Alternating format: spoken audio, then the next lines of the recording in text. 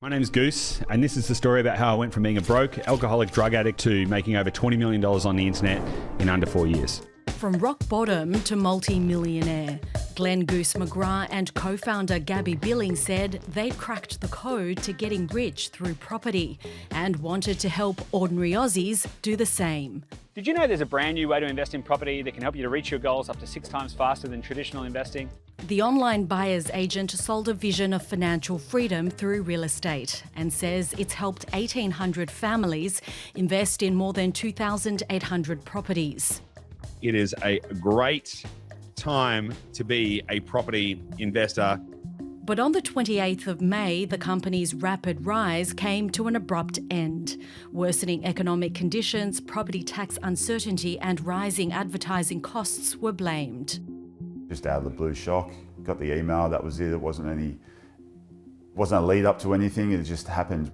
Real estate investor David Meehan paid more than $23,000 in upfront fees to Dashdot to help him find his next property. Frustrated, upset, frustrated myself for choosing them, so yeah.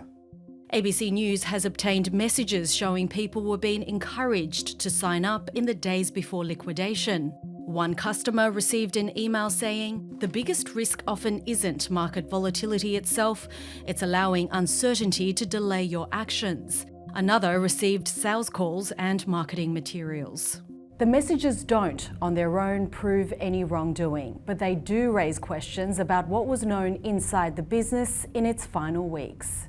If you know the company is insolvent, or even if you just suspect it, and you've already talked to liquidators about, getting appointed next week or something, and you still keep incurring obligations and soliciting deposits for the provision of services that you then know you're not going to provide, that could be a criminal offence. The law professor says there's also another potential issue. There's a possibility that that's gaining a financial advantage by deception, which is a state crime. The initial report to creditors obtained by ABC News paints a stark picture of the company's financial position at the time of collapse. It has more than $16 million in liabilities.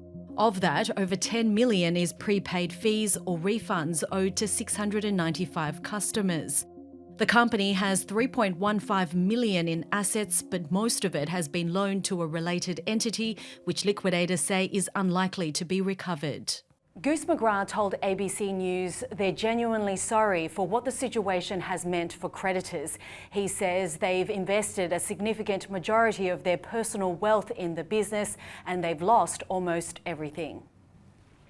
He rejects any claims or insinuation they misappropriated funds or acted in a deceitful or nefarious way. Mr. McGrath says he's helped connect clients with other buyer's agents willing to credit some or all of the fees they had paid Dashdot.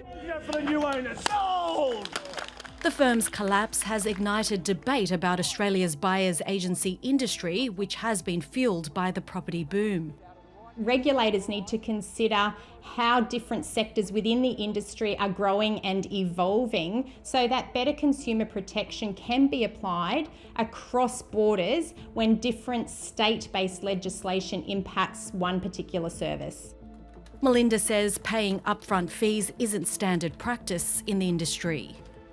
It's really important for all buyers to do their due diligence on the buyer's agent that they're choosing to partner with.